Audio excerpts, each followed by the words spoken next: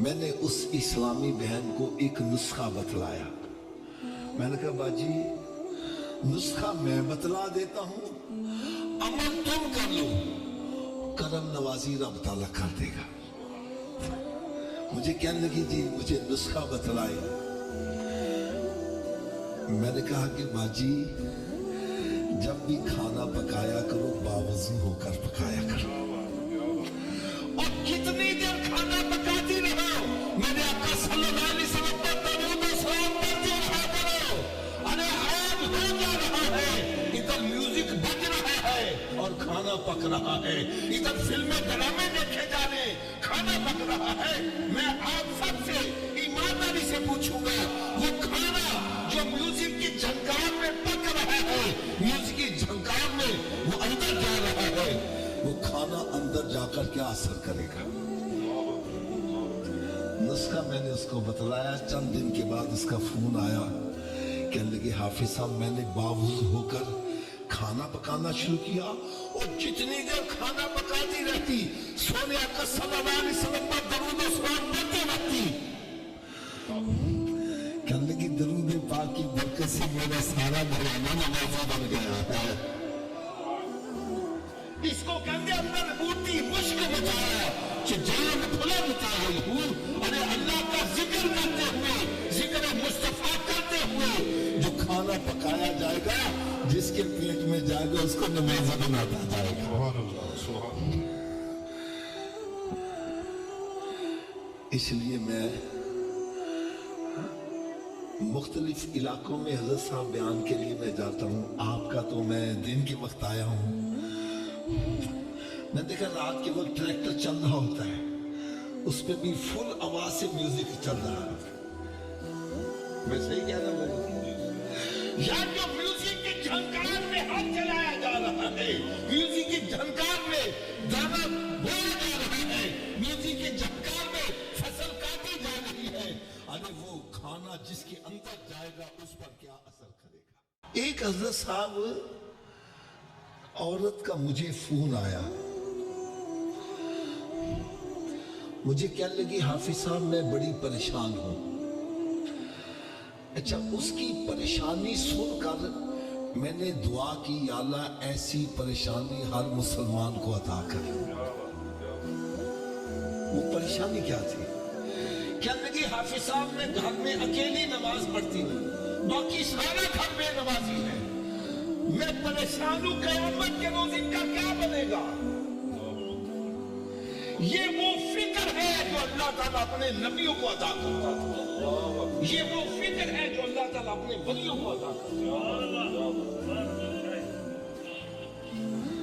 میری بات کا برا نہ منانا، آج ہمارا بچہ اسکول نہ جائے ہم اپسیٹ ہو جاتے ہیں، پریشان ہو جاتے ہیں، اور بچہ نماز پڑھنے نہ جائے تو ہماری صحت پر کوئی اثر. ایک جگہ تھا نا میں بیان کر رہا تھا، میں نے کہا بابا جی آپ نماز پڑھنے آتے ہو اپنے بچے کو بھی ساتھ لایا کرو. کہنے لگا حافظ صاحب حالات بڑے خراب ہو گئے. میں نے کہا جی کیا ہو گیا حالات کو؟ کہنے لگا جی بچے پہ تھوڑی سی سختی کرو بچہ گھر سے بھاگ جاتا ہے، اس لیے ہم سختی نہیں کرتے. میں نے کہا اچھا حالات خراب ہو گئے ہیں آپ بچے پر سختی نہیں کرتے؟ نہیں حافظ صاحب ہم سختی نہیں کرتے. میں نے کہا بچہ نماز نہ پڑھے سختی نہیں کرتے، اور بچہ اسکول نہ بات پھر کیا کرتے؟ پھر تو جتی لا لوں. میں نے کہا میں رات صحیح ہو گئے، قیامت کے روز یہی بچہ ہمیں گرے بات سے نہیں پکڑے گا کہ یا اللہ میں اسکول نہیں جاتا تھا، یہ گندے مار کے چھوڑنے جاتے تھے اور میں اسکول پڑھنے والا بن گیا.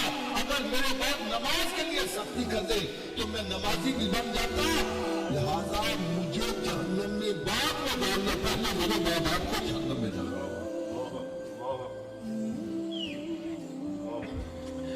اسی لیے قرآن مجید فرقان حمید میں رب تعالیٰ نے ارشاد فرمایا یا ایھا الذین آمنوا قوا انفسکم واہلیکم نارا.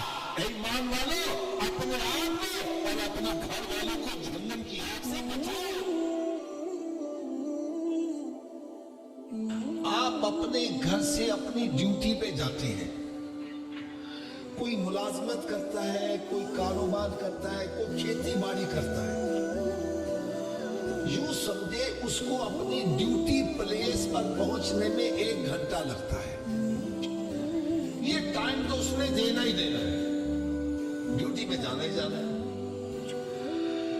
اب یہ سفر وہ چاہے خاموشی سے طے کر لے، چاہے گانے گنگناتے ہوئے، یا ذہن میں کوئی پروپیگنڈے سوچتا ہوا طے کر لے، اگر گھر سے نکلے سب کام چھوڑے میرے آقا پر درود و سلام ہی پڑھتا جائے، واپس آئے درود و سلام ہی پڑھتا ہے، سودا لینے جائے درود و سلام پڑھتا جائے، واپس آئے درود و سلام ہی پڑھتا ہے، رات کو لیتا ہے نیند نہیں آ رہی، نہ فلمیں ڈرامے دیکھے، نہ ناول ڈائجسٹ پڑھے، میرے آقا صلی اللہ علیہ وسلم پر درود و سلام ہی پڑھتا جائے۔ اللہ کرے ایسا ہو جائے میں سو جاؤں یا مصطفیٰ کہتے کہتے، کھلے آنکھ صلی اللہ کہتے کہتے۔ میں ایک چھوٹی سی مشکل بھی آپ کی حل کر دوں، علماء کرام مفتیان نظام موجود ہیں، میں تو سبق سنانے کے لیے حاضر ہوتا ہوں۔